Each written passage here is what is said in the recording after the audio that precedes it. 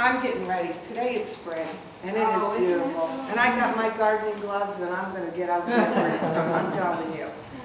So I've got my gloves on, and we've got the perfect author to start off our spring today. His name is Thomas Mickey. He's from Quincy. He's a professor emeritus, I knew I missed that out, of communication studies at Bridgewater State University. That means that he's retired, but he still teaches on a part-time basis, and this is an honor that he's been given for teaching for such a long period of time. He teaches public relations writing. He's a graduate of the Landscape Institute at the Boston Archaeological College. He's a master gardener and has been gardening for over 25 years. His garden column appears regularly in Quincy's Patriot Ledger. He posts twice a week on his blog, AmericanGarden.net. So you can follow him. And you also have a Facebook page? No Facebook. So it's just the blog. Professor Mickey is the author of 3 books, including Best Garden Plants for New England.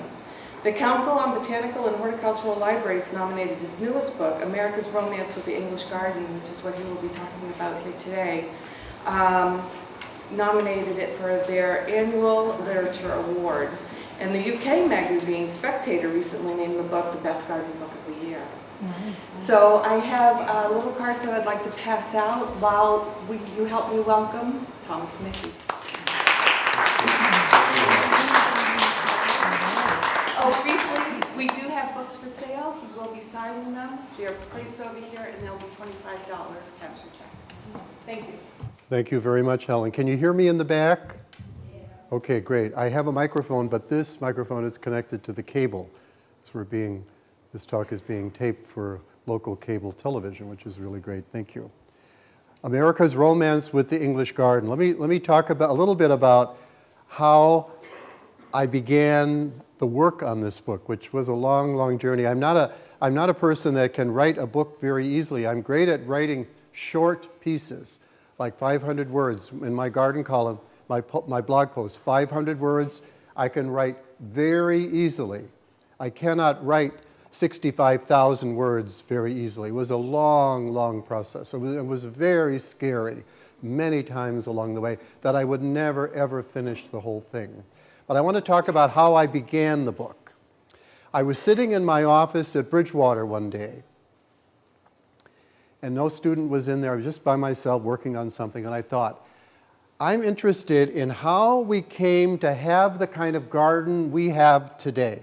How did we come up with this kind of garden where you have your vegetable patch in the back, and everybody grows roses, and you have lawn in the front, and you have a hydrangea by your front door with some arborvitae kind of tall standing there, and you have a curved pathway going up to the front door. All of our landscapes look the same on one level. So I said, how did this ever happen? So I wrote a proposal to the Smithsonian, to the Department of Horticulture. And I said in the proposal that I was a gardener, and I wanted to come down to the Smithsonian in Washington and study how we inherited the kind of garden we got. Where did this come from? So they wrote back and said, the only way that you can study how we inherited the garden we have today is by studying the seed and nursery catalogs of the 19th century. I was in. So over a period of 1 year, I read about 1,500 seed and nursery catalogs at the Smithsonian. Bridgewater was really good to me during this period of time. I taught Monday, Tuesday, Wednesday morning. I flew down to Washington Wednesday afternoon. I began work in the archives all day Thursday and all day Friday. I'd fly home and arrive in Locum on Friday night. I did this.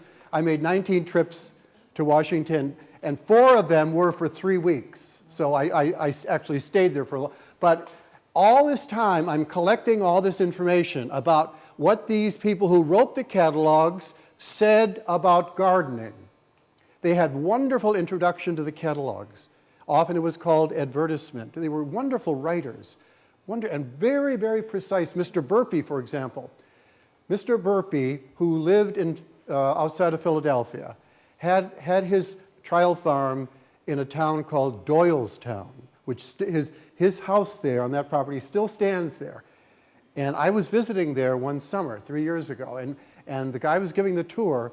When we went into this mahogany paneled room with all kinds of bookcases and a big fireplace there. And there was a little door over in the corner. So I said to the guy who was giving the tour, what is that? What's that little door for? He said, during the night, if Mr. Burpee had an idea for his catalog, and he was in bed, and he got it while he was in bed, he would come down those steps to that desk and write it out so he wouldn't forget it. That's how serious he was about what went in that catalog. Every word was carefully chosen, carefully crafted to say what the owner wanted to say. So I looked at these catalogs, I took lots of notes, and I studied magazines, I looked at landscape designers as well during that period of time. So I wrote a lot of stuff down, had my computer and so forth. So by the end of the 12 months, I'm thinking to myself, what am I going to do with all of this now? It was really frustrating. People are going to say, are you going to write a book? If anybody asked me that question, I would get a really sad expression because it seemed like an enormous task ahead of me. Because this was fun, this period was fun. So when I got home, I started to put together a book, and this was the theme. The seed and nursery catalogs of the 19th century taught us how to garden. That was my original theme. So then, as I rewrote the manuscript and other people read it, you always have to have other people. This is a difficult thing about writing. I tell my students this. When somebody criticizes your writing, it isn't a stab in your heart. It's just critiquing your work so it'll be better. So people will like what you're saying, so it'll be clearer. So as people read the manuscript, they said, well, it's more than just about the garden. They certainly are important on that level. But then when they confronted me on that, I said, they're teaching us how to garden in the English garden style. So that became the theme of the book, that the seed and nursery catalogs taught us how to garden in the English garden style, even though they knew French, Spanish, Dutch design, and by the end of the century, of course, Asian design, Japanese and Chinese. And by the end of the century, the end of the 1800s, the Italian design with water features and the levels. Italian design is absolutely essential also in that. But it was the English style. The English style. And that's kind of how the book evolved, and the book took its focus. And so what I present today is a little insight into that journey that I took in writing the book. So I hope you enjoy this. English garden. What is the English garden? We got to start there. This is a picture that I took at a town near where I have my garden. I was telling a couple of people before, I live in Quincy. We live in a condominium in Quincy, but my garden is in New Hampshire. And before I took my job at Bridgewater State, that's where we lived, and so we kept that house. We rented it for a little while, and that didn't work out, so now we keep it, and we're able to have my gardens, 30 years is still there, so that's a good thing. I'm happy about that. So one day I was driving down the street going to Portsmouth, and this is a town called Newcastle, which is near Portsmouth. And I saw the real estate sign, and I saw the English garden tag on the front. I never saw that ever before. That the person who's selling this house is saying to the potential buyer, look, you can also have an English garden if you buy my house. I thought that was so neat. So I put my brake on and took this picture. I thought it was really neat. Now the strange thing about this house is that this is a town in which every June garden tours are held, every June as a fundraising process. And they usually have about 10 gardens, and this one has appeared at least, over the years, at least 5 times. So I've seen it. So I know this garden really well. You know how it is to have a garden tour. You have to take 10 years to make sure your garden is perfect before you let anybody come in and see it. Then another 10 years to make the decision to actually have a garden. It's very stressful. So this was on a garden tour. So I know the garden pretty well. Now look at the front here. Here we have shrubs against the house, and we have the lawn. 2 plantings. The lawn and the shrubbery against the house. Only one of those has any connection with the English garden, and that is the lawn, of course. The lawn is the heart of the English garden. William Robinson said in 1870, great English gardener, without the lawn, there is no garden. And John Claudius Loudon, a great, great English writer, in 1830 said, The lawn creates the whole spirit of the garden. So the lawn was, for 200 years, from 1700 until the beginning of the 20th century, the essential ingredient in the English garden. So when you say English garden, we're talking here about how the original development of the new style of garden evolved and how that came down to us. Because the English in 1700 created a way of gardening that nobody had done before, and they're absolutely genius in that approach, as you will see, absolute genius. So in the back of the property, this is what you see. Gorgeous, gorgeous garden. The woman who owns this house has maintained this garden impeccably over the years. It's just glorious. Now look at all the shrubs she has and the trees, and she has that enormous lawn. The only thing that's related to the English garden here, in this traditional English garden, first of all, of course, the lawn, but also this border of hostas. The borders, the perennial borders, become really important in English garden design in the 1870s. Before that, there was an emphasis on annuals in the garden, annuals, especially flowering annuals. But the use of perennials was not really encouraged until William Robinson in 1870 said, it's important to use perennials because we will be rewarded every year by their return, and they will become bigger, and more important for our garden. Besides, annuals are too high maintenance. That was his. And once he said that, this is really important. When people in England who are instrumental in the tradition of gardening there say something, a lot of people follow that, and they say that's the way to do it. So when he said that with Gertrude Jekyll was a wonderful landscape designer at the same time. When she and Robinson both said the same thing, perennial borders are absolutely essential for the garden. Everybody had to have perennial borders, so they really became important. So, but the rest of it, though, is very straight lines. Look at the straight lines. Straight lines are not part of the traditional English garden started in the early 1700s, straight lines. Everything is curved and surprised. It's not clipped, as we will see in a moment. It's not clipped and symmetrical. To understand something of the beginnings of the English garden, we're going to look at Tom Carter for a second. Tom Carter is a garden historian. I never knew there were garden historians. Somebody said that to me the other day. I said, people study gardens just like they study clothing and they study food. There are historians on that issue because gardens are a very important way of expressing the culture. So certainly there are garden historians. And Carter says this, that in the first half of the 19th century, these are the important ingredients in the garden. Flowers. Flowers always in a pattern of some sort, not just scattered here and scattered there. Always in some kind of controlled environment. A circle or perhaps a rectangle of some sort. Then trees. Trees to always line the property. Shrubs. In groups of 3, usually on the lawn, flowering shrubs. So in spring you would see beautiful colors, whites and pinks especially. Lawns. Notice he says lawns. Lawns in front of the house and a lawn behind the house. The lawn behind the house was used to dry clothes. So people would wash clothes and on a sunny day put the clothes on the lawn and they would dry that way. And then gravel walks. The English perfected gravel walks. English perfected gravel walks. The ability to have water drain and sustain the gravel throughout the season and begin the season again with a very strong gravel look to your pathway, really important. But the gravel walks are always curved like this in this design, not straight. And finally, I'm going to add this element as well. Kitchen gardens. The kitchen gardens are very important here. Kitchen gardens were always behind the house. Humphrey Repton, great English garden designer, in 1780 said, plant the kitchen garden out of view of all visitors, but close to the stable. So people, during this period of time, the 1700s, people didn't come to your garden to see your tomatoes, didn't come to see how the celery is doing. No, they came to look at the landscape, which means the whole garden. The only people who looked at the vegetable garden were, of course, the servants and the cooks. Nobody else looked at the vegetable gardens, as we will see in a moment.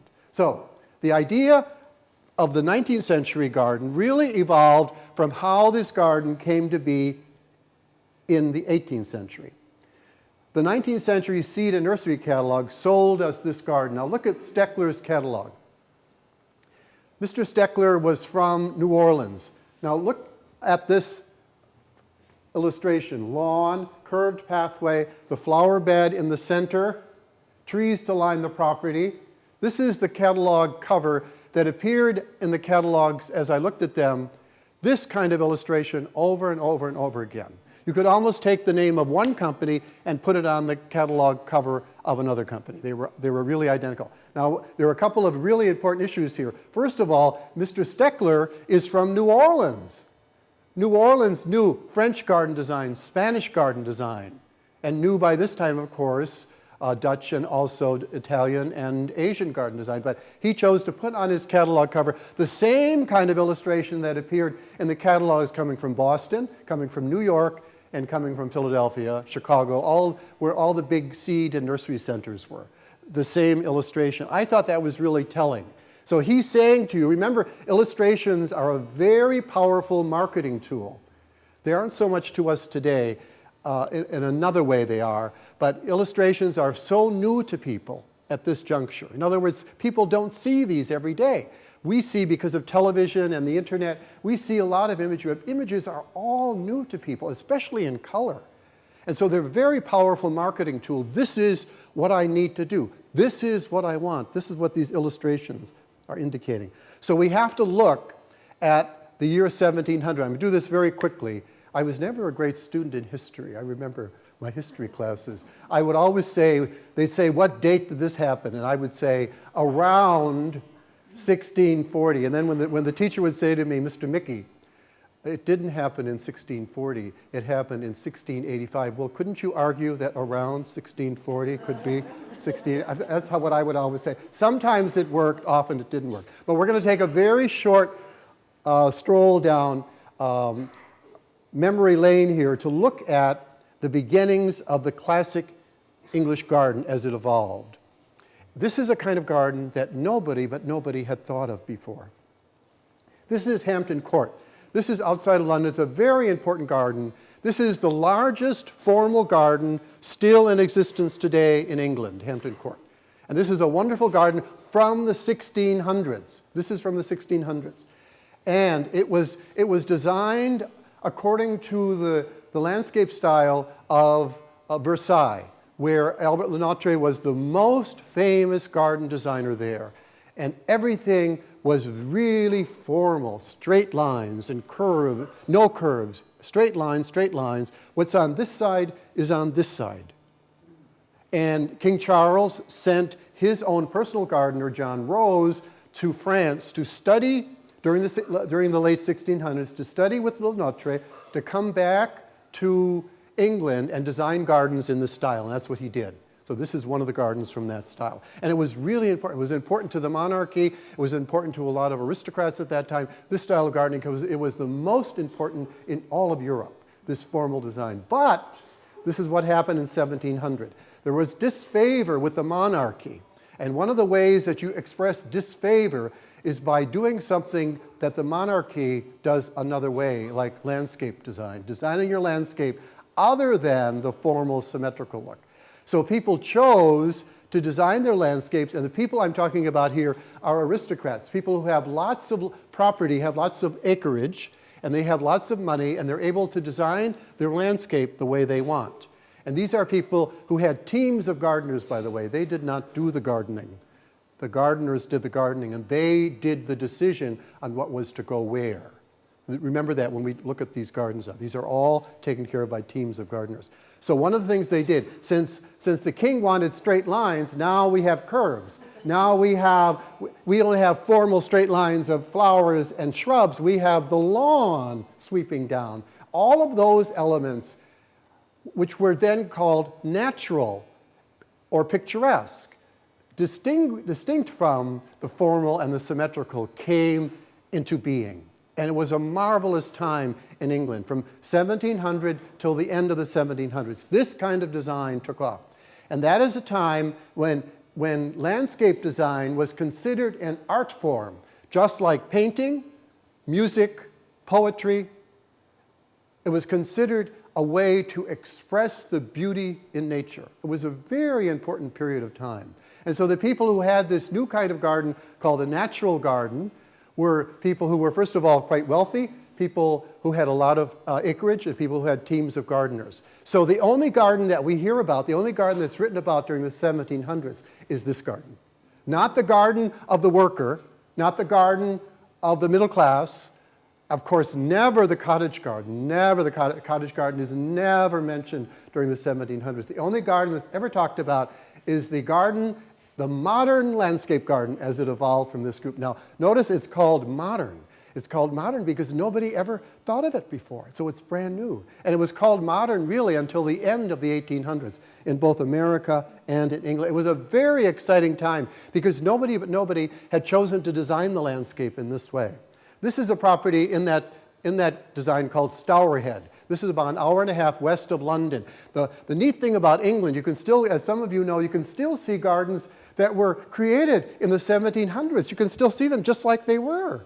It isn't like Williamsburg. I love Williamsburg, but as you know, Williamsburg, Virginia is an interpretation of what the garden looked like at the time, which is wonderful. I love it, but it's not the garden. It's an interpretation that began really at the early part of the 20th century. It's a wonderful experience. But in England, you actually have these old gardens. So Rita Mae and I were here, my wife and I were here on a Sunday night about 5 o'clock. We could not get in because the doors were closing. So we stayed overnight in a bread and breakfast, and the next morning, 9 o'clock a.m., when the doors opened, we're there. Now, Rita Mae and I are a couple, like other couples I've met along the way as I've been talking about this book. One loves to garden, and the other one likes to look at it. So I do all the gardening, and she likes to look at it, especially out our bathroom window, which you have a great view of our outside garden. I think in 1992 she watered a couple of pots for me, but that's about it. Other than that, I do everything in our garden, everything. And when we go away, I have to make provisions that things won't die on me and so forth. But she likes it. She encourages me 100%. So she's in the car, windows down. It's a beautiful June morning, sunny morning. She's reading and saying her prayers, and I go through the woods. The guide says, go through the woods and follow the path up to the house. So I go through the woods, and all of a sudden, these huge shrubs, I'm at the end of the shrubs, and there is this big house, this enormous house with the lawn that sweeps up to the house, the curved pathway up to the wall of the house, and the trees lining up on either side of the house. It was an absolutely glorious, glorious sight. I could not believe it. I did not see this. I did not see this from down below. That also is a feature of this natural, this modern design, is that you are surprised as you enter the garden. You see something here, you see something here, you see something here. You don't see them all at once. It's a wonderful feature in landscape design to surprise the visitor, so that you get a real appreciation for what the garden does. Now remember that the English garden here during the 1700s means everything outside the four walls of the house. Everything. Lawn, stone, water, shrubs, trees, everything. It's not like a little garden like we would think, like I'm going to grow my tomatoes in my garden. No, English garden means a much broader term. Please remember that. It means everything that's outside the walls of the house. So the landscape, the garden here, of course, includes this beautiful lawn. So then I decided to follow the path over to the left of the house. And this is what I found as I made a couple of turns. This is a wonderful, wonderful temple that was built along this water that was installed there. This water was not there. Remember, these are very wealthy people, and they were able to install this little lake there by bringing water from someplace else and moving a couple of cottagers who were down at the bottom of the hill, moving them elsewhere so they would have enough space to put in this water. And they built this remembrance to a Greek and Roman tradition because they loved what these great thinkers said about agriculture, horticulture, and plants. And they, of course, could read, because they're well educated, they could read Greek and Latin. So they read these original works. This was a temple built simply in honor of that tradition, a fabulous, fabulous building. Now, this is a bridge on that same property separating, and this I found through a huge, after a huge row of rhododendron. This is called the Palladian Bridge. And where I took the photo from, I'm on one side in kind of a grove area where there used to be rhododendron, high rhododendron. The English during the 1700s loved American plants. They would often have a garden in their landscape called American plants. And they would put rhododendron from America, laurel, black-eyed Susan, false blue indigo, our phlox, all of our great native plants they loved. And so they were shipped over there and cultivated by them. In fact, they loved them so much that some American nursery owners in the 1800s said, it's a shame, for example, in the case of the rhododendron, it's a shame that more Americans don't know what a rhododendron is. The English love it and grow it, but many people in this country don't even know what a rhododendron is. So he of course, was trying to sell rhododendron. Well, one of the difficulties they're having keeping this property up is, of course, that certain plants will die and they have to replace them. So they look at the records of what was the plant that was in that spot originally. You always have to do that when you're working with a historic landscape. But they've done a wonderful job in keeping it up. This is that same structure from another view. This is a property not too far away, another property called Rousham. This is Rousham. Now notice how the lawn goes all the way up to the wall of the house, and there's a gravel pathway up there at the house. There was nobody there. We were the only two people there. It was a wonderful day. And this is much low-key, or much more a low-key place than the other one. Now over on the left was the kitchen garden. This is how the kitchen garden was designed in this period. It was always surrounded by a high red brick wall, and the herbs and the vegetables were always planted in straight lines so that you could get at them to water them and weed them. But they were not to be seen by anybody else except the gardeners, of course, and then people from the kitchen, the servants. That's all who would see it. And George Washington and Thomas Jefferson loved this design. If you've been to Mount Vernon, I'll say this about Mount Vernon. Mount Vernon, George Washington's house, if you have been there at the house entrance, which has a curved pathway there, over to the left, as you're standing in front looking at the lawn, over down to the left is a high area of really, really big shrubs. So when I was there on a visit, when I was in Washington, of course I had to go see Mount Vernon. So I said, I wonder what's there, and I suspect I'm going to find the kitchen garden. So I went along this little pathway. I actually slipped and fell on something. I was so anxious to get to the little padlock door there. So I did get into the kitchen garden there, all red brick, high red brick wall, and in the center were herbs, and all on each side were all the vegetables. An enormous garden, cutting garden and kitchen garden. And that, because Jefferson loved that tradition. Now, this is really important, that remember, America is a brand new country. So how do we design a landscape? Well, we design a landscape in the latest, in the modern design, which of course comes from England. Remember, this is called modern landscape design, and so it was used there as well. This is a wonderful property north of London called Chatsworth, about an hour and a half north of London. Now notice the enormous lawn again. We were here on a Sunday afternoon. It's like a park. It's a beautiful, beautiful park. 1850. 1830 in England, 1850 in the United States. And before that, the lawn was always done with a side by teams of gardeners and of animals often, but they wouldn't have, but of course the lawn would not look like it does now. It would be much higher. They weren't able to have a Scott's or a John Deere lawn. That didn't come along till a little bit later, but we certainly have that now. We certainly have that now. Sheep would help. So animals like that, and then also the big side that they would just walk along and cut the grass that way to keep it at a level. This property, the lawn on this property was designed by the gardener to the king, Lancelot Capability Brown, in the 1750s. He designed or redesigned over 300, almost 300 properties.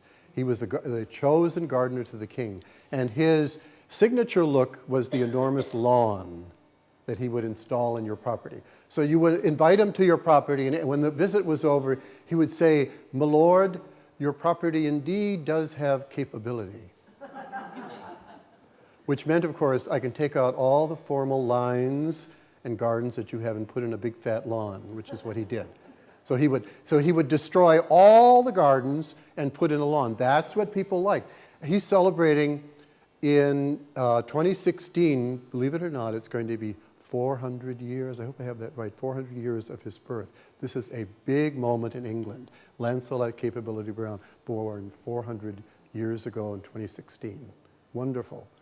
Well, very important figure in landscape design. Now, remember, he's the gardener to the king, so by this time, the king really loves this design by that time.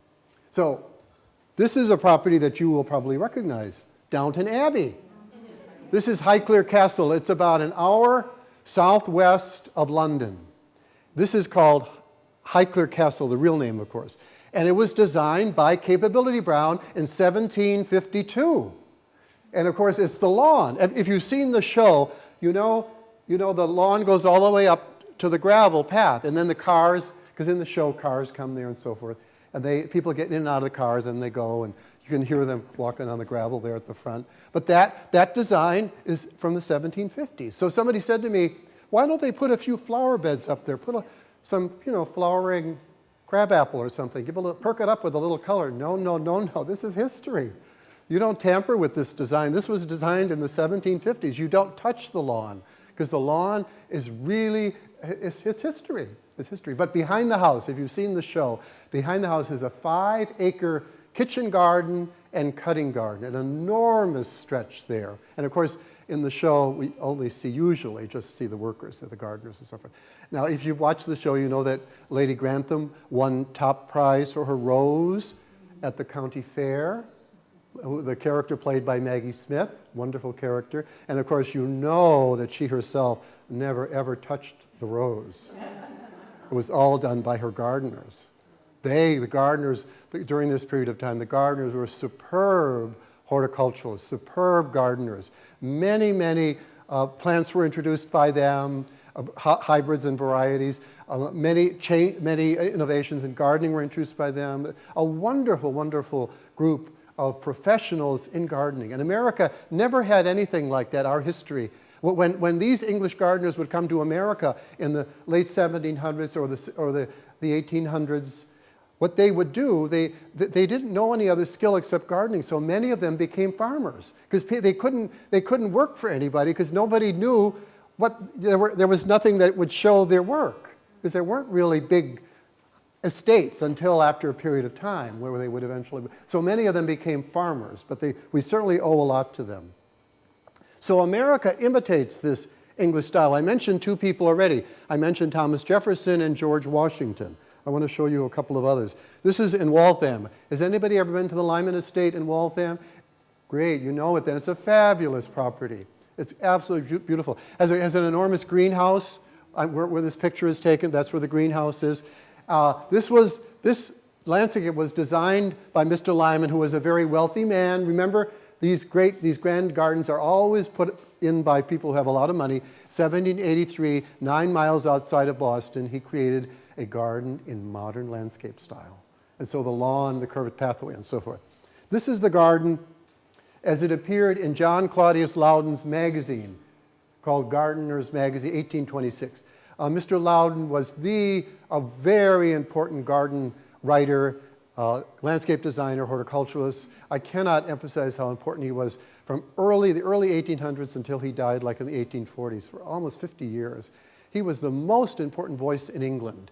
And whatever he said about gardening, a lot of people in this country took as gospel because he was so knowledgeable about everything. And he published this magazine, and he included this black drawing of the Lyman property. This is what he says in the magazine. He said, 9 miles outside of Boston, you will see a splendid example of the modern landscape garden.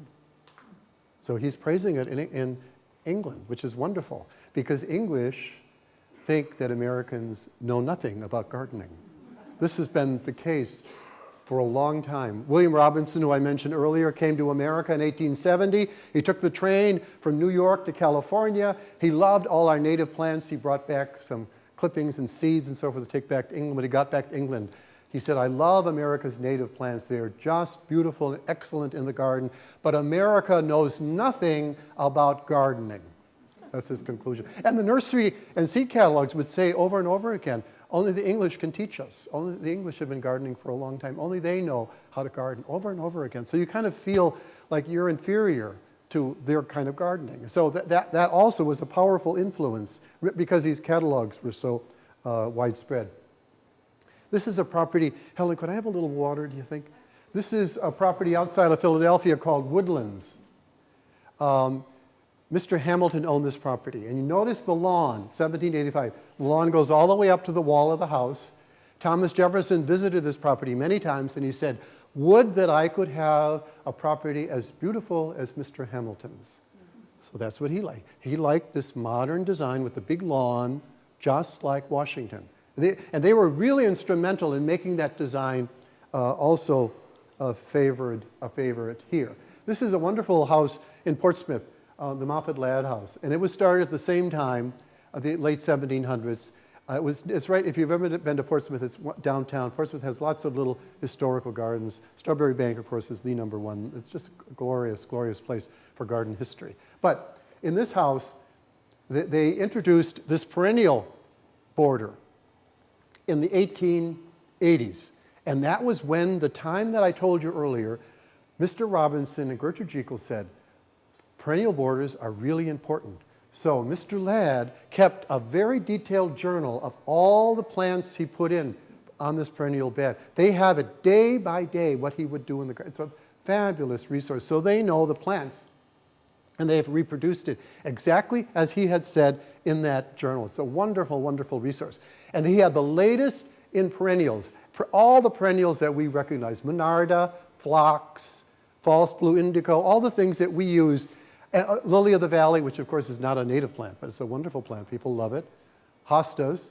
Hostas are, there are very few hostas that are native. Most of them are from Korea and Japan. Japan are there hostas, which is one of my favorite plants. I belong to the, this is a little plant digression, I belong to the New England Hosta Society. We have people in our group, you know, they're absolutely plant geeks. We have people who have 1,200 hostas in their yards. We had the hosta auction. Every year we have an auction in the summer. Only members can go. Unfortunately, I wrote one time, I was going to write, when I wrote for the Brockton Enterprise, because the meeting was right here. It was a wonderful hosta farm, I think in Pembroke. We were going to have the meeting there. And so I wrote the article for the Brockton Enterprise, and I said to the president of the hosta group, I said, I'm going to write a little note that people can come to the auction. I think people would like it, just ordinary gardeners. And she wrote back to me and said, no, no, no, this is only for the members, not for anybody outside. I learned that way, so of course I had to erase that out of my story. But at one of these auctions where you have a plant, this is a hosta, you know, 90% of them look alike. Hostas. It's really hard sometimes to tell which is which. But this one hosta, which was from these two parent hostas, and there were only 3 of these little ones in existence. The one right here in the hand of the person who was auctioneering, and 2 more by the person who had hybridized it. This one plant in the hand of the person who was auctioning that day, $800. $800. That's how people are crazy about getting the newest. If you're a gardener, that's how gardeners are. You want to have the newest and the latest variety. That's the nature. I tell Rita May, like some hostas, the most expensive hosta that I have, I paid probably $75, but I think I told her, oh, around 20. Because you know, you're crazy, so you pay, and only you know and other people who collect plants know, and you know, it's like a hobby. So you pay a couple extras, you know, it's cheaper than going to Twin River or something. So you get plants out of it. This is Bristol, Blythewall, one of the most beautiful gardens in this area in Rhode Island. And now, by the way, is when you can see the daffodils, I bet. They have a wonderful daffodil display in the Woodlands area there. But this was designed in 1905, and where I'm taking the picture is at the row of trees. They have this enormous row of trees, and behind the trees is a low brick wall, and then a sidewalk, and then the street. So I'm at this tree, which is behind me. It's about 3 stories high, and it was planted in the early 1900s. And the lawn sweeps down to the house with the curved pathway. The lawn in this tradition is always to sweep. It's never to be just flat. It's to sweep down or to sweep up, however, so you can get that glorious view of that green. It's breathtaking, and that's what they wanted. They want to have that breathtaking view. So Blythewall is another example of that design. So the seed and nursery catalogs, of course, when they're trying to sell plants and seeds, they always try to sell a little something extra for you so you'll buy them. This is how all selling works. We know that all aspirins are the same, all toothpaste are the same, all cereals are the same. That's why we have generics. We know that, but we have to have Cheerios multi-grain, or I can't start the day. I can't have Shaw's multi-grain. I have to have Cheerios multi-grain because they advertise are so good. Well, that's what we like. We like certain things because we think they're going to be better, they're going to make us feel better, look better, and so forth. So that's how products are sold. So they decided to sell their products the same way. This is Mr. Vick from Rochester, New York. Rochester, New York was the center of seed companies and nurseries in the 19th century. It was a very important place because of the railroad, because of the kind of growing conditions, also the postal service. Lake Ontario was there, the Erie Canal had opened, all kinds of opportunities made the sale and the dispersal of plants and seeds quite easily there. If you're familiar with Celia Thaxter's garden called Island Garden outside of Kittery or Portsmouth there, her island garden, there's some indication that she got her seeds from Mr. Vick for her garden. This is Vick's catalog in 1869. Notice it's just lettering, but here it is, 1873. Beautiful, beautiful illustration. Beautiful illustration. This is called chromolithography. When I talked earlier about color images as an important way to sell a product in the 19th century, absolutely essential. And it is called chromolithography. It was introduced in Boston in 1850. And every company, no matter if you were selling needles and threads, shoes, pots and pans, seeds and plants, you used chromolithography to pitch the product or the company. In this case, this is his cover. It's a beautiful, beautiful cover. And it's also the cover of my book, which I discovered later, as you'll see. This is a chromo that he sold to his customers. If you send him $1.25, he would send you this chromo, and you could frame it and put it up in your parlor, in your living room, or your dining room. This was called middle-class art, and every company did chromos like this. Chromos were the art form for the middle class. If you were rich and had a lot of money, you had your own artwork. But if you were middle class, you had chromos. Everybody had chromos. So down at the bottom, down here, he has a number, and it matches one of the flowers. So you could, of course, buy the seeds for that flower from him. A very clever marketing strategy on his part. But he had the beautiful chromos that he offered every year for at least 10 years, and he would send them to you. This is the lawnmower. This is 1870. This is Vick's catalog. This guy's going to be pretty sweaty in his Sunday suit there cutting the lawn. I always saw a man in the catalogs. I told you I looked at a lot of catalogs. I always saw a man cutting the grass. I never saw a woman either pushing it or riding one with a horse. I always saw a man, except in one image, which we'll see a little bit later. But it was always a man. So John Deere, 99% of John Deere's ads, as you know, have men. There are women that appear on the mowers from time to time. Not very often, but they do. This is the Vick catalog. This is an illustration of the front lawn. Notice the two women. Catalogs selling anything for the home at this time were always written for the women. Women bought everything for the house. And the women that appear in the catalogs always appear kind of in their Sunday best. Upper class, upper middle class. Hats, band, never dirt, clogs, overalls, farmer's jeans. I never, ever saw that in the 19th century catalogs. Somebody actually working in the garden. I never saw that. It's almost as if you could have a garden without any W-O-R-K, and we know how that's impossible. That's why a lot of people give up gardening. I just saw a statistic about vegetables. Planting vegetables in your garden is still the #1 thing that people are going to do in the gardening season this year. Plant veggies, perhaps a little more. And the people who have given up planting vegetables, a smallish group, like 20% from last year, say one of the reasons they're giving it up, too much work. Too much work. They just can't do, they just don't have enough time and energy to do it. This is Mr. Childs, another seed company owner from New York, Floral Park, New York. In fact, he started that town. This is his newsletter that he sent out, beautiful chromo. This is September 1892. He sent this to his customers, as if to say, this is sent in September. In October is when you get the catalog, the next catalog. So as if to say, catalog's coming pretty soon, so just hang in there. Wonderful marketing strategy on his part. Beautiful, beautiful chromos. And the flowers, of course, are gorgeous. This is a catalog cover from Wood Company, Richmond, Virginia. Look at all the elements. The lawn, the circular flower bed, trees to line the property, the curved pathway, all of those elements that Carter introduced us to. And of course, these are the flowers that we're selling. I think these are those? Phlox, okay. They're not nasturtiums, are they? Okay. Beautiful. They always, the colors on these, do you think they're nasturtiums? Nasturtiums is my #1 seed plant. You know why? You can't kill them. You can't kill nasturtiums, and they're so easy to grow. You just put the seed in the ground. I love them. I love nasturtiums. I have about 6 varieties now. I just put them all over. And you never touch them. You just let them go, and they really do a great job, and they're so easy to grow. I love it. I've done a couple of stories on them because there were some new varieties, and I think I want to introduce people to them. And seed companies, because I write a garden column, this is one of the perks of writing a garden column, is that I get free seeds and free plants. A lot of it is junk. I throw it away.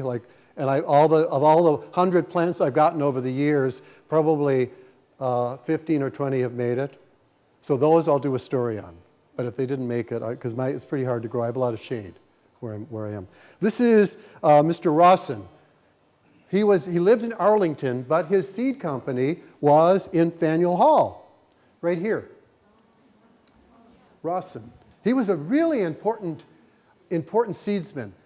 And he developed a grass seed called Arlington seed.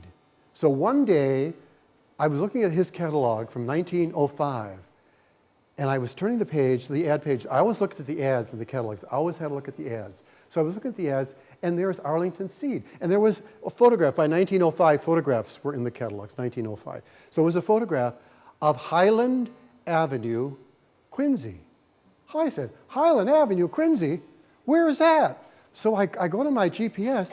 It's 4 blocks from my house in Quincy. I didn't know where Highland Avenue was. So I get in the car. I race over to see this house, which was in the catalog. Lo and behold, it's exactly the lawn with that Arlington seed is exactly today as it was in 1905. That sweeping lawn down to the street. So of course I had to take a photo right there. I had to take a photo. I couldn't believe it. So he just used that as a way to show people what kind of lawn you could have, like this beautiful. And the house right next door to it also had the lawn. So I had to position myself to get my photo exactly as the ad had the positioning of the one house next to the other one, and I did get it. I used it on my blog eventually because I thought it was a neat thing, 1905. But they all sold grass seed. When Thomas Jefferson and George Washington put in their lawns, they got their seeds for grass from England, because of course nobody knew how to do a lawn except English. So they had to get their grass. But by the mid-1800s, all the seed companies were selling their own grass. So then you would tell them how many acres you had, and they would tell you how much seed you needed for that amount of acreage. This is a Rawson catalog, 1897. Look at the lawn, the flower bed. Now the water feature is an important ingredient that was introduced into both English gardens and American gardens from Italian gardens. Italians are very famous for stone and water and leveling, absolutely. Not for lawns, of course, not for level gardening, but for plateaus and so forth. The Italians have taught us an enormous amount about that. Edith Wharton's wonderful book. Edith Wharton, who was a novelist in America, she was a very talented woman. She also could landscape design. She knew a lot about gardening. And she wrote a book in 1895 about Italian gardens. And the man who illustrated that book, Maxwell Parrish, who was an advertising artist. He did many, many ads for Ladies' Home Journal, Saturday Evening Post, all the big magazines. He was a good friend of hers, and he did all the illustrations. That a gorgeous, gorgeous book. And she, in that book, introduces America to Italian garden design, really, because she thought it was really important that America know about it. And there was really no book on Italian garden design, and so she wrote the book herself. It was a wonderful book. And she has her property is called the Mount, which is in Lenox. It's a great, great garden to visit. I love it. This is from Rawson's catalog in 1886. Now, I not only looked at the catalogs in Washington, but I made a couple of side trips during my time researching the book to other sources that had a lot of catalogs. And Cornell University has a wonderful collection, wonderful collection. So I spent a week at Cornell in a little motel. Rita May, of course, was not with me because what would she do all day? So she doesn't come. So I'm at the library looking at these catalogs, and one day I turned the page in this Rawson catalog, and there's this image of this woman in this cottage garden scene called Gems from the Wild Garden, just like as if it was put in the catalog yesterday. It was so beautiful. All these colors just jump right out at you. This is chromolithography. Now, notice the woman, of course. She's thin, she has the waistband, she has the hat, and she has this beige kind of color, muted color, which is what I saw over and over again. This is how the woman was shown.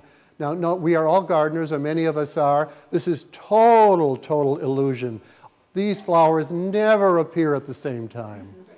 This is to appeal to somebody who's just thinking about gardening. Oh, I think I will start gardening. So I could grow all of these, well, maybe, if you wait long enough, like hollyhocks. I've tried to grow hollyhocks 20 times in my yard. I have too much shade. I've tried a ton. I think I pulled it up one year. I thought it was a weed when it came to, I don't know, but I've never been successful with hollyhocks. People tell me it's the easiest thing to grow, but I have never been successful with it. Now notice all the colors. The colors are absolutely beautiful. But it's an ad. It's really an ad for Rawson seeds. And this is Mr. Bust, who's from Philadelphia. This is his catalog cover in 1859. Notice the roller on the cover. The roller is an essential element in creating a level lawn. The roller, you absolutely need the roller. Important element in the tradition of the English garden. You must roll the lawn. This is one of the gardeners always did that every year.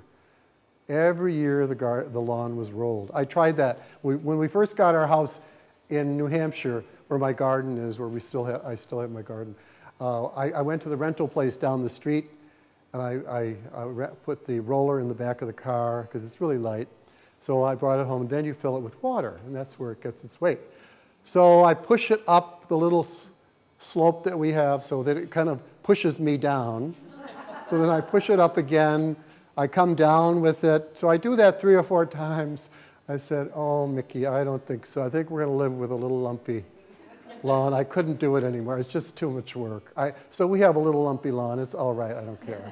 I don't care. But it's essential ingredient in keeping. And people will say, in England, I heard this when I was there a couple of years ago talking about this book. We were at a cocktail party, and I asked somebody, do you have a lawn?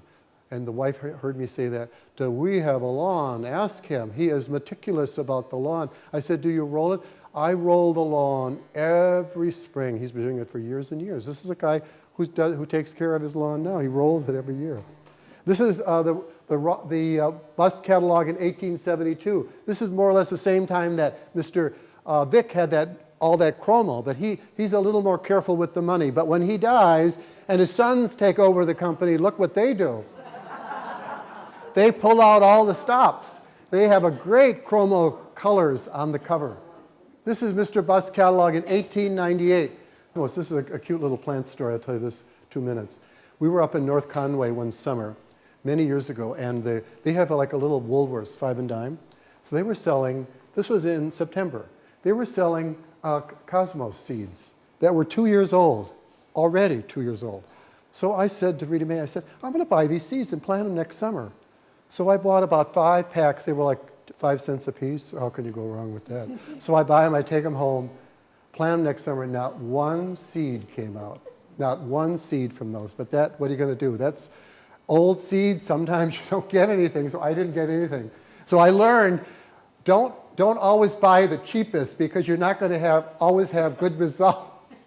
Like 25 years ago, I bought a little rhododendron from Market Basket, which is up near us in New Hampshire. Today, that little rhododendron 25 years later is 15 feet high. I really did well there because I was willing to wait 25 years for it to get so high. This is Mr. Henderson from New York, another very clever salesman. His seed company in New York, this is his office. 1, 2, 3, 4, 5 stories in his seed house there. The first floor, people would go in off the street, they would buy seeds and tubers and take them home and plant them. The second floor was where mail orders came in. Third floor was where those orders were filled, and 4 and 5 were where the seeds and tubers and so forth were stored. Really impressive. Every company in their catalog, no matter what you were selling, you always had to have an illustration of your company, of your headquarters. People love this. I'm from Milwaukee originally, and I've done a lot of research on the Pabst Brewery, unrelated to gardening. But I've done a lot of research on Pabst Brewery. And the Pabst Brewery was the largest brewery in the world in the 1880s, 1890s. If you can imagine, largest brewery in the world, given England and Germany and so forth, where there's a lot of beer consumed, the largest brewery. And they had this enormous chromo of all their buildings, which went on for blocks and blocks and blocks. But it fit on a little postcard. And they were so proud of that. That was another example of using chromos to indicate the size of your operation. So somebody in Kansas getting this catalog from Henderson and turning the page and saying, look how big this company is. I'm going to get my seeds from them. They must really know what they're doing. Of course, that's the whole reason for having it in there, to convince you of that. This is the cover of the catalog, 1886. Notice the lawn. Now, those very intricate designs of flowers are called carpet bedding. It was introduced in England in the 1850s and came to America shortly thereafter. And what it is, this is how you did it. And actually, I've seen it today, sometimes in public parks. On a piece of paper, you draw the design that you want, and then you draw the different colors that you want. If it's a circle, interior circles, and then you decide on what color of plant you want in there. Like, could be white, could be red, could be yellow, could be blue, and then you decide what plant you're going to use to create that color. So it would be lobelias, alternanthera, coleus, plants that you could keep low, trimming, very high maintenance, very high maintenance. This is called carpet bedding. Now, this is what happened by the early 1880s. England, there was an article in England that said this: the Americans have now created a version of carpet bedding called three-dimensional design. Now, what that means is, and I'm sure you've seen this often at garden shows, you might see this, flower and garden shows. A form is made with wire mesh, like screening. Like it could be an animal, could be like a ball, and then a soil medium is put in there to hold the plant, and then you fill it with the plant so that it has like a red color, round red color, or it could be yellow. That's called three-dimensional design, three-dimensional, because it jumps out at you as three-dimensional. And in the 1880s, Americans started to do that. So this is what the English said. The Americans have taken carpet bedding to a level we hope never reaches the shores of England. They hated this three-dimensional design, but it was very popular and took off. This is Henderson in 1897, cutting the lawn. This is taking a long time for this guy to cut the lawn.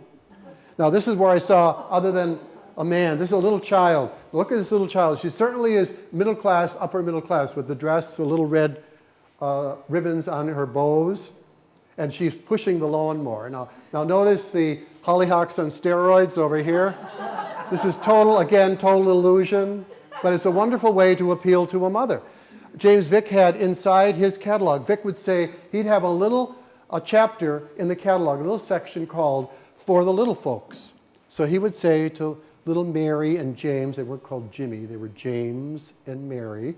He would give them little instructions on how they could grow something. So you can imagine a mother saying, now you sit down and read what Mr. Vick is saying to you in the catalog. So he would talk to them. And Henderson, both Henderson and Vick always said these things about children and gardening. Teach your children how to garden, and they will love nature. Teach your children how to garden, but give them good, healthy seeds. And give them tools that work. And give them a sunny, level spot in the garden so they will feel the rewards of all their hard work. Wonderful advice. And then they won't go to the wild parties. He may not have used the word wild, but it was quite similar to wild. But they were as a way of controlling, as you know, controlling. Oh, let me say something about the pot, this container. This, of course, was high Victorian time in America. 1870 to the 1890s is high Victorian time. Everything is very, very embellished. So the containers, Mr. Vick said, if you have 2 vases, have only 2 and no more, because otherwise your property looks cluttered. Have 2 vases. If you have a big one, 2 big ones. So in the center, you put what's called a tall plant like a banana, a yucca, a cana, that stands really tall, and then you put one that fills in the middle like a geranium, then you put one that hangs down like a coleus or an ivy that hangs down. So today we call that the thriller, the filler, and the spiller. And that's English Victorian garden style, and we still use those terms today. I was at the Boston Flower and Garden Show, and there was a woman giving a demonstration. She was saying, now this is your filler, this is your spiller. She would have all these plants that she would use. So we still use that kind of a word today. But he did say this, and Henderson was also strict about protocol. Vick said, with the plant that hangs down, never let it touch the ground. So you always had to clip it. I've been to people's deck. I'm sure you've seen this by August. People who have a trailing plant in some vase on the deck. It's like going down the steps. It's like going to wrap around your foot if you walk near it. It is ugly to me. It is really ugly to see the plant. It's like nobody took care of it. The pruning is rather important there. That's part of Victorian protocol for gardening, is to keep that clipped. Keep that clipped. This is Henderson's catalog selling, of course, daffodils. This is in the fall, so you can plant them for the spring. Notice the woman, she's cutting them, take them in for tea or for lunch. She certainly is not working in the garden. Little child again. This is the Buckbee Company. Notice the Buckbee from Illinois have the lawn. The lawn was introduced in Chicago, the Chicago area, in the 1850s. And the lawn was introduced in California shortly thereafter. The lawn really swept the country from the East Coast, Everybody had to have a lawn, because that's the kind of garden that the catalogs are selling. This is stores in Harrison, Ohio, the same kind of design. Now, this is from the Breck Company. I introduced this because Mr. Breck is a Boston seed company. Joseph Breck was located in Brighton. He had his greenhouse and his gardens very near Boston College, kind of where, if you know, where the Archdiocese has all those buildings, kind of in that general area. That's where he was. And he had a big company, Breck. The Breck Company was an enormous company. And this was an ad for seed, grass seed, in his catalog. So notice this guy is cutting the lawn. It's going to take him a week to cut it, and then he'll have to start all over again. Now notice the women down here are cutting flowers, and the women up there are playing badminton. Lawn games are, of course, from England. Croquet, those are all imported from England during the Victorian period. Those are not American inventions. So it made you feel more English. But the trees to line the property. Now, since I looked at catalogs, in order to confirm the point I was trying to make, I had to also go to books that people wrote who were telling you how to landscape your home property. These are called, at this period of time, landscape gardeners. We call them landscape designers, or ultimately by 1900 they're called landscape architects. But at this time they were called landscape gardeners. This is Elias Long, who was a landscape designer from Buffalo, New York. This is what he said in his book. The English possess a much greater love for and knowledge of everything pertaining to gardening than do Americans. This is a man whose job was to come to your house to design a landscape for you. So he, of course, had the standard kind of landscape, just like this. So the curved, if you can read this plan, so this is the street, so curved pathway going up to your house, lawn here, in the back, a vegetable patch in the back. which is all the English design, all the English design. So no matter what your property looked like. And in fact, in the suburbs, which were created during the same period of time, suburbs around Boston, like Dorchester, Milton, all the suburbs, people would sell you a piece of property because you could have a lawn. People wanted a lawn because they were familiar with, of course, estates, big estates in Brookline, Weston, all those, and the Lyman Estate in Waltham, all those big estates had a lawn. So middle-class people, of course, wanted to feel classy, so they wanted a lawn, which was a wonderful marketing tool for people who had real estate, that you now could have a lawn. So the house was always set back. So the front part would always be a lawn. So the real estate people at that time are always working with the nursery people as well.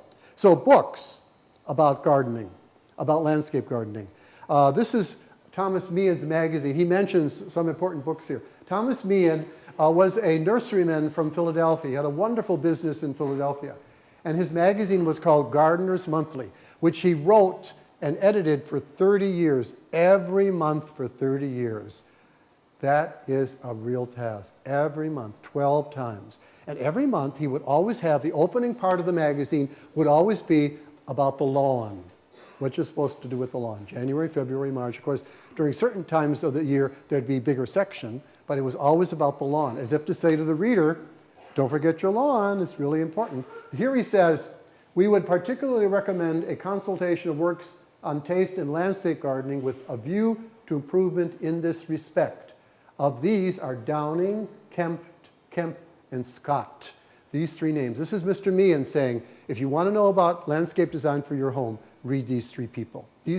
First of all, Mr. Downing, Andrew Jackson Downing, who lived outside of New York City, north of New York City, the most important landscape gardener in America in the 19th century. Frederick Law Olmsted loved Downing. Frederick Law Olmsted owes to Downing a lot of his romantic English garden design style. So he was a very important influence. He died tragically in his mid-40s in a boating accident on the Hudson River. But he by that time had written many books already. He was really, really important. But his design is John Claudius Loudon's from England. And he writes for Loudon's magazine. Everything Downing says comes directly from the English landscape history, the modern landscape garden. So that's what he's selling to America. And he admits that. America doesn't know much about gardening, and I am filtering, this is what he says, I am filtering the best in English landscape garden style, the modern style. So that's what he proposes over and over again. Kemp, Mr. Kemp, Edward Kemp, was an English landscape gardener who wrote a book, How to Lay Out Your Home Grounds. He wrote it in England, very popular, came to America, this is in the 1870s, came to America, and he got a job here, and the book was reissued here, and people loved it here, but all his designs are English style.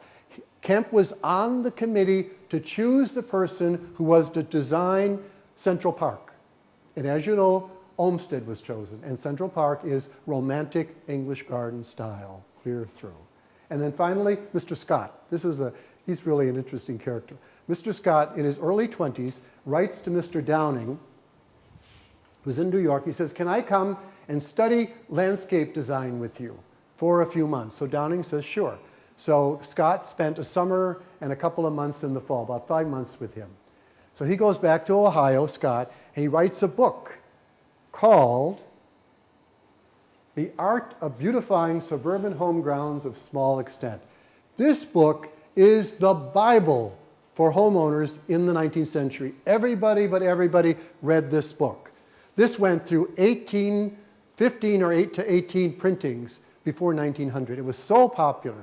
And it is nothing but Andrew Jackson Downing's ideas for the homeowner. So it is the English garden. So he says of small extent. Now look at in the front here. He has the lawn of one house sweeps into the lawn of the other. This is what's called the democratizing of the lawn. This is what Scott says in this book. When you take care of your lawn, you are showing respect to your neighbor. And your neighbor, by taking care of his lawn, shows respect to you. This is Scott saying this over and over again. So you owe it to your neighborhood to take care of your lawn. This is how we have been trained over the years to make sure our lawn is honky-dory because it says something about our neighborhood, who we are as neighbors. And this, of course, is an American interpretation of the lawn because the lawn in the traditional English garden is always out of view from the street. You don't see it till you get inside.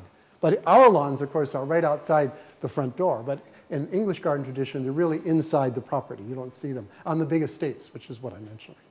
So Scott is a very important character, very important. Notice the vases and so forth. So magazines do the same thing. This is, give you the same kind of design. This is the Gardener's Monthly I mentioned earlier. Mr. Meehan says, if your property is 1 acre or 100 acres, this is how you should design your property. This is a property in New Jersey. I included in the magazine of this issue, so that you may have, for your own use, a look at what your property should be, a look. So the illustration is there. With the lawn, of course, the curved pathway to the house, 2 vases, one here and one there, in keeping with Mr. Vick's insistence. So the result is that the American garden takes on English garden fashion: lawn, flower beds, trees, shrubs, and kitchen garden. The same garden appeared from California to Maine. Now I say this based on a couple of issues. One is the catalogs in California and the catalogs on the East Coast sold the same plants, in the 19th century. Denise Wiles Adams, who is a plant historian, a wonderful, wonderful researcher, in her book about heirloom plants says the same gardens appeared in California that appeared on the East Coast, with the exception of 1 or 2 plants. So today, when you fly into, like my sister lives in Reno and my sister-in-law lives in San Jose, when we fly in to see them, all the yards look just like our yards out here, with the lawn, all the shrubs that we have here, Weigela, all the shrubs we have, they have out there hydrangeas, all the hydrangeas we have, they have the lilacs, they have all that stuff just like we do. So their gardens, and of course it began because of the spread of the message from the catalogs, and of course the merchandise from the catalogs. This is a garden in Northern California, a little much on the evergreens on the lawn, but other than that, it's the lawn, of course. This is from my hometown, Milwaukee. This is Mr. Mitchell, who was a very wealthy man, and he loved the greenhouses. He loved glass house, so he has that on his property. But he has this enormous lawn. This is right downtown in Milwaukee. Today, the house is still there, the lawn is still there. Much of this property is still there. This is a shot from Gloucester, Mass. Notice the 2 urns. During Victorian times, people weren't used to photography, so there wasn't really a lot of facial expression. It wasn't Kodak day. So you just kind of sat there, and they just took your picture. You didn't like smile. That wasn't part of the protocol. So that they're on their lawn. So in conclusion to my remarks today, I end by saying mass marketing and the garden, the way that we garden. By the 1890s, for the first time in history, what the media said inspired gardeners around the country. Media means magazines, books, and catalogs printed in the thousands and distributed across the country. Not small runs of magazines, small runs of books that are printed only for the wealthy who can read. These are mass-marketed media forms for everybody. This happened by the end of the 19th century. Of course, we had books and magazines before that, but they were only for the wealthy, for people who had a lot of money and, of course, were educated. When Martha Stewart wrote an article about 4 or 5 years ago in her magazine about hydrangeas, beautiful photographs. Hydrangeas, by the way, my favorite shrub. I love hydrangeas. There are like 100 different varieties. Little ones, huge, and they fill a lot of needs. I love them. When she wrote this article, with all the photographs, the next day, garden centers around the country sold out of hydrangeas. Perhaps you were one of those people who went and bought one of those. The catalogs came off the press in the hundreds of thousands by 1900. In 1875, Mr. Childs from New York sent out, one of the people I showed you sent out in 1875, 750 catalogs. In 1895, he sent out 1.5 million. Paper was cheap. Linotype had been introduced. The typewriter had been introduced. Where we live in Quincy, we're very close. When we go to Boston, we go by the Globe, if you know where that is in Dorchester there. Morrissey Boulevard. And I remember when we first moved to that area 30 years ago, you could see them actually printing, not with computers, but actually linotype machines. Those machines were introduced in 1880, and that's the way we printed everything for a long, long time, linotype machines. And so we could print whatever you wanted to print. So these catalogs, that's why you can buy these catalogs on eBay, you know, for a couple of bucks, because these catalogs came off the press in the millions at this time. And of course, they were available. A national readership for the catalogs created a sameness in plant choices and gardening style that America had never seen before. Never seen this before, because we're all reading the same thing. We're all getting the same message.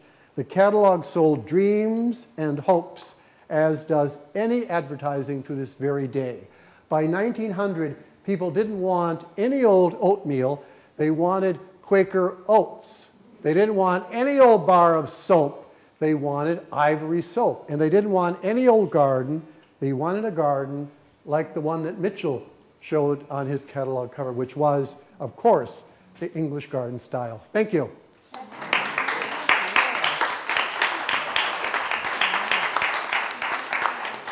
This is the cover of the book. Notice this is Mr. Vick's catalog, and this is the Rawson image in the middle. I didn't realize that. I hope you each got a little card. I asked Helen to, and the book is up here if you want to buy a copy of the book. If you have any questions, I'd be happy.